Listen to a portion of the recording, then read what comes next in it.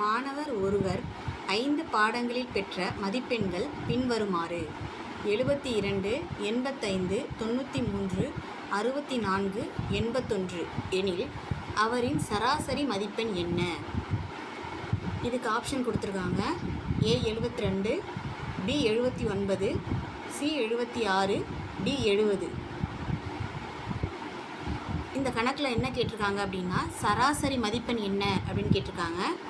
So நம்ம என்ன பார்க்க போகிறோம் அப்படின்னா, அதோட ஃபார்முலா. சராசரியோட ஃபார்முலா என்ன அப்படின்னா, சராசரி இஸ் ஈக்குவல் டு கூடுதல் டிவைடட் பை எண்ணிக்கை. இங்கே கொடுத்துருக்கிற இந்த மதிப்பெண்களோட கூடுதலும் டிவைடட் பை எத்தனை மதிப்பெண்கள் கொடுத்துருக்காங்க, 5 பாடங்களோட மதிப்பெண்கள் கொடுத்துருக்காங்க, அதோட எண்ணிக்கையை நம்ம எழுத போகிறோம். இப்போ கணக்கில் கொடுத்துருக்கத கொடுக்கப்பட்டுள்ளவன்னு எடுத்து எழுதியிருக்கேன். கூடுதல் இஸ் ஈக்குவல் டு 72, 85, 93, 64, 81. இந்த எல்லாத்தையும் நம்ம என்ன பண்ணுறோம் அப்படின்னா ஆட் பண்ணுறோம். ஆட் பண்ணால் தான் அதோட கூடுதல் கிடைக்கும். அடுத்தது எண்ணிக்கை. எண்ணிக்கை ஈக்குவல் டு 5 பாடங்கள். எத்தனை பாடங்கள்? 5 பாடங்கள். 5 பாடங்கள் எழுதியாச்சு. இப்போ இதோட விளக்கம் நான் சொல்ல போகிறேன். சராசரி இஸ் ஈக்குவல் டு என்ன ஃபார்முலா? கூடுதல் டிவைடட் பை எண்ணிக்கை. அப்போ கூடுதல் ஆல்ரெடி நம்ம எழுதியிருக்கோம். டிவைடட் பை எண்ணிக்கை எத்தனை? 5 பாடங்கள்.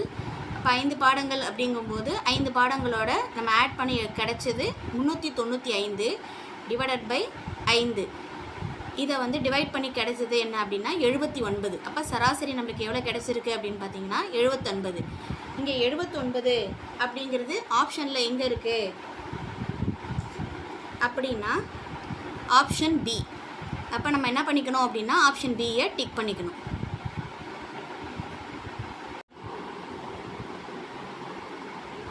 பதினைந்து எண்களின் சராசரி 41.2 எனில் அவற்றின் கூடுதல் என்ன அப்படின்னு கேட்டிருக்காங்க.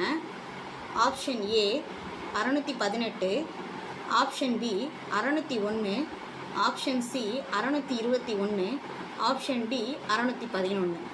இப்போ இதற்கான ஃபார்முலா கூடுதல் இஸ் ஈக்குவல் டு சராசரி இன்ட்டு எண்ணிக்கை.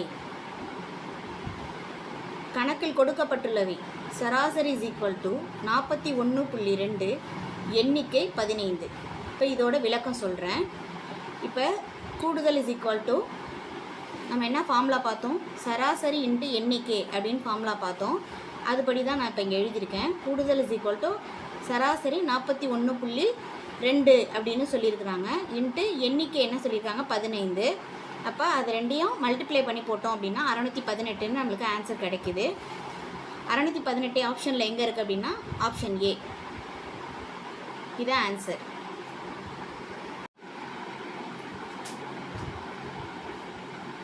எட்டு, 5, 6, 7, 4 மற்றும் எக்ஸ் ஆகியவற்றின் சராசரி 7 எனில் எக்ஸின் மதிப்பு காண்க.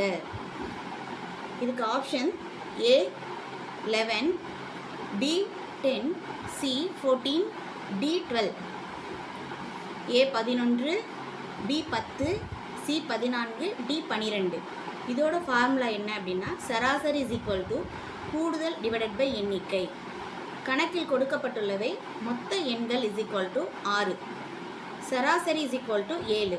மொத்த எண்கள் அப்படிங்கிறது இதை எக்ஸி உட்பட தான். ஏன்னா 1, 2, 3, 4, 5, 6 எக்ஸையும் சேர்த்து தான் மொத்த எண்களில் நம்ம கணக்கிடணும். அதே மாதிரி சராசரி அவங்களே கொடுத்துருக்குறாங்க, சம்மில் கொடுத்துருக்காங்க. சராசரி 7 அப்படின்னு கொடுத்துருக்குறாங்க. இப்போ கொடுக்கப்பட்டுள்ளவை பார்த்தாச்சு. இதோட விளக்கம் சொல்கிறேன். சராசரி இஸ் ஈக்குவல் டு கூடுதல் டிவைடட் பை எண்ணிக்கை அப்படிங்கிறத ஃபார்முலா பார்த்துட்டோம். டைரெக்டாக ஃபார்முலாவில் வந்து அப்ளை பண்ண போகிறோம். சராசரி ஆல்ரெடி அவங்க கொடுத்துருக்கிறது என்ன அப்படின்னா 7. அதே மாதிரி கூடுதல் அப்படின்னு பார்த்தோம்னா என்ன சம்மில் கொடுத்துருந்தாங்க? 8, 5, 6 + 7 + 4 + எக்ஸு. எக்ஸையும் சேர்த்துக்கணும். ஏன்னா கூடுதலுங்கும் போது எக்ஸ் வரணும்னு உங்கள்கிட்ட சொன்னேன். Divided by 6. இப்போ 7 சராசரி 7 அப்படியே கீழே இறக்கி எழுதிக்கணும். இஸ் ஈக்குவல் டு இதில் உள்ள எக்ஸை தவிர மித்த எல்லாத்தையும் என்ன பண்ணிக்கணும் அப்படின்னா ஆட் பண்ணிடணும். ஆட் பண்ணும்போது நம்மளுக்கு என்ன கிடைக்கும் அப்படின்னா 30 + எக்ஸு டிவைடட் பை 6 அப்படின்னு கிடச்சிருக்கு. இப்போ என்ன பண்ண போகிறோம் அப்படின்னா கிராஸ் மல்டிப்ளிகேஷன் பண்ணணும். அப்போ 7 × 6 அப்படின்னு நமக்கு கிடைக்கும். இஸ் ஈக்குவல் டு இங்கே மீதி என்ன இருக்குது? 30 + எக்ஸு. அதை அப்படியே எடுத்து எழுதிடணும். 7 6 42, 7 6 42 is equal to 30 plus 6, 30 plus x. அப்போ 42 அப்படியே இங்கே இப்போ எக்ஸ் கண்டுபிடிக்கிறது தான் நம்மளுக்கு வேலை. ஏன்னா எக்ஸின் மதிப்பு காண்கன்னு தான் கொஸ்டினில் கேட்டிருக்காங்க. அப்போ இந்த 42 அப்படியே வச்சுக்கிட்டு இங்கே இருக்கிற 30 என்ன பண்ணணும் அப்படின்னா மைனஸ்க்கு இங்கே கொண்டு வந்துடணும். அப்போ 42 மைனஸ் 30 இஸ் ஈக்குவல் டு எக்ஸ்ன்னு ஆகிடும். இப்போ எக்ஸ் என்ன கிடைக்குது நம்மளுக்கு அப்படின்னா 12. X means X is equal to 12. அப்போ நம்ம ஆப்ஷனில் எக்ஸோட மதிப்பு 12 எங்கே இருக்குதுன்னு பார்க்கணும். ஆப்ஷன் டி 12 இதுதான் சரியான ஆன்சர்.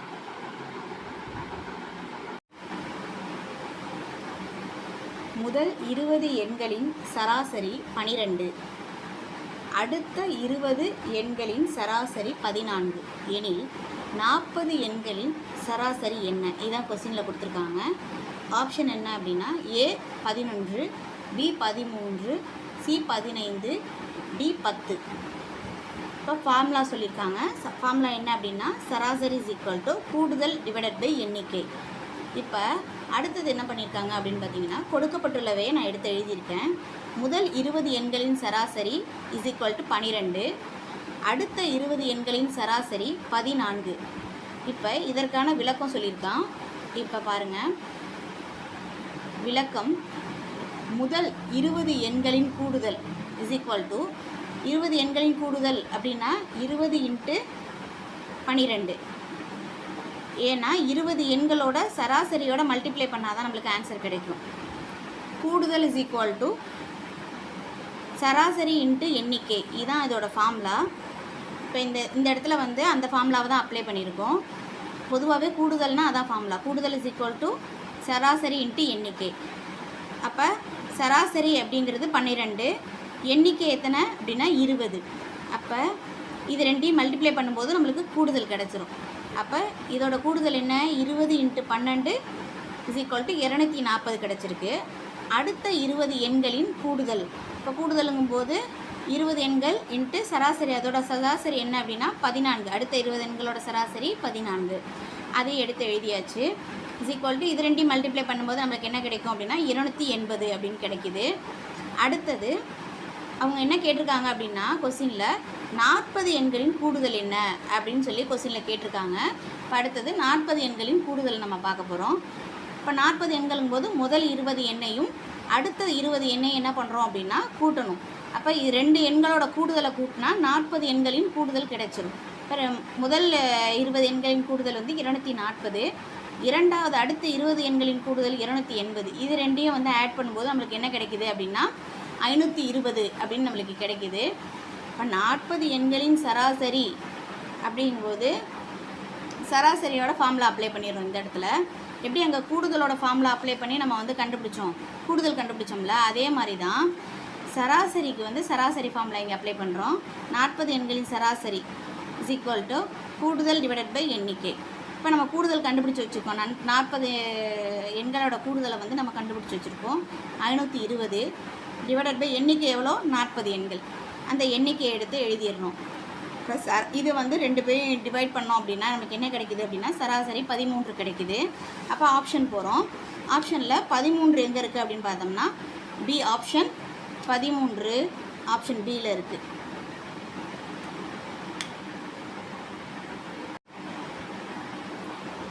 ஒரு குளிர் பிரதேசத்தில் திங்கட்கிழமை முதல் நிலவிய வெப்பநிலைகள் முறையே 18 degree Celsius, 16.6 degree Celsius, 15 degree Celsius, 20.4 degree Celsius, 19 degree Celsius, 19.2 degree Celsius ஆகும். அதாவது திங்கட்கிழமை முதல் நிலவிய வெப்பநிலைகள் முறையே அவங்க சொல்லியிருக்கிறாங்க. அந்த வாரத்தின் சராசரி வெப்பநிலையும் சொல்லியிருக்காங்க 18 டிகிரி செல்சியஸ். எனில் ஞாயிற்றுக்கிழமை நிலவிய வெப்பநிலை என்ன அப்படின்னு கொஸ்டினில் கேட்டிருக்காங்க. இப்போ வந்து அதோட ஆப்ஷன் என்ன அப்படின்னா A 17.8 degree Celsius, B 20.6 degree Celsius, C 21.7 degree Celsius, D 22.4 degree Celsius. இப்போ இதற்கான நம்ம ஃபார்முலா பார்க்க போகிறோம்.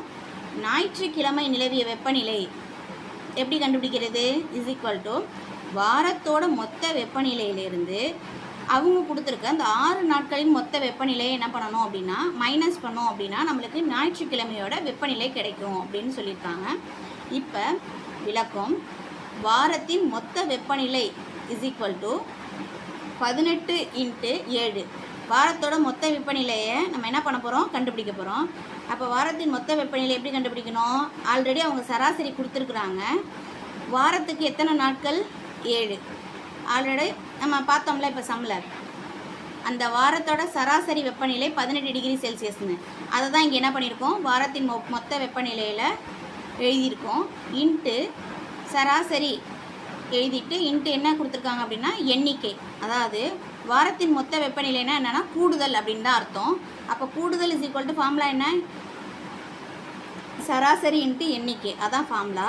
அப்போ சராசரி வந்து 18 டிகிரி செல்சியஸு இன்ட்டு வாரத்தோட எண்ணிக்கை வந்து 7. ஒரு வாரத்துக்கு எத்தனை நாட்கள், 7 நாட்கள். அதை தான் நான் என்ன பண்ண போகிறேன் அப்படின்னா மல்டிப்ளை பண்ணிவிட்டு ஆன்சர் கண்டுபிடிச்சிருக்கேன். 126 126 டிகிரி செல்சியஸ்னு கிடச்சிருச்சு. இப்போ 6 நாட்களின் மொத்த வெப்பநிலை அப்படின்னு சொல்லியிருக்காங்க. இப்போ 6 நாட்களோட மொத்த வெப்பநிலையை நம்ம கண்டுபிடிக்க போகிறோம். ஏன்னா நம்மளுக்கு ஃபார்முலா என்ன பண்ணியிருக்கோம், வாரத்தோட மொத்த வெப்பநிலையிலேருந்து 6 நாட்களின் மொத்த வெப்பநிலையை நம்ம என்ன பண்ணணும், மைனஸ் பண்ணணும்னு பார்த்துருக்கோம். அப்போ வாரத்தோட மொத்த வெப்பநிலையை கண்டுபிடிச்சாச்சு 126 டிகிரி செல்சியஸ்னு. அப்போ இந்த 6 நாட்களோட மொத்த வெப்பநிலையை நம்ம கண்டுபிடிக்கணும். அப்போ 6 நாட்கள் மொத்த வெப்பநிலைன்னு போட்டுட்டு 6 நாட்களுக்கு அவங்க கொடுத்துருக்குறாங்க வெப்பநிலை எவ்வளோ நிலவி இருக்குது அப்படின்னு. அதெல்லாம் என்ன பண்ணுறோம் அப்படின்னா ஆட் பண்ணுறோம்.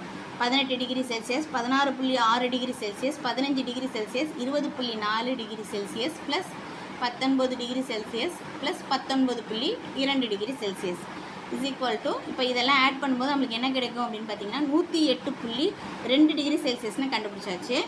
இப்போ நம்மளுக்கு கண்டுபிடிச்சதை வந்து இப்போ ஃபார்முலாவில் என்ன பண்ண போகிறோம், அப்ளை பண்ண போகிறோம். இப்போ ஃபார்முலாவின் படின்னு எழுதியிருக்கேன். இப்போ ஞாயிற்றுக்கிழமை நிலவிய வெப்பநிலை இஸ் ஈக்குவல் டு 126, வாரத்தோட மொத்த வெப்பநிலை 126 எழுதிக்கிட்டேன். அடுத்தது பார்த்தீங்க அப்படின்னா 6 நாட்களின் மொத்த வெப்பநிலை மைனஸ் 6 நாட்களோட மொத்த வெப்பநிலை எடுத்து எழுதிக்கிட்டேன், கண்டுபிடிச்சிட்டேன். 6 நாட்களோடது 108.2 டிகிரி செல்சியஸ் இப்போ இது என்ன பண்ண போகிறோம், டிஃப்ரென்ஸ் கண்டுபிடிக்க போகிறோம். 126லேருந்து 108.2 டிகிரி செல்சியஸ் என்ன பண்ண போகிறோம், டிஃப்ரென்ஸ் கண்டுபிடிச்சிடணும். மைனஸ் பண்ணி என்னது 17.8 டிகிரி செல்சியஸ்னால் நம்மளுக்கு மைனஸ் பண்ணதில் கிடச்சிருக்கு. அப்போ ஞாயிற்றுக்கிழமை நிலவிய வெப்பநிலை 17.8 டிகிரி செல்சியஸ் அப்படின்னு நம்மளுக்கு ஆன்சர் கிடச்சிருக்கு. ஆப்ஷன் போகிறோம். ஆப்ஷனில் எங்கே இருக்குது அப்படின்னு பார்த்தீங்கன்னா ஆப்ஷன் ஏ 17.8 டிகிரி செல்சியஸ்னு கிடச்சிருக்கு. அப்போ ஆப்ஷன் ஏ தான் சரியான ஆன்சர்.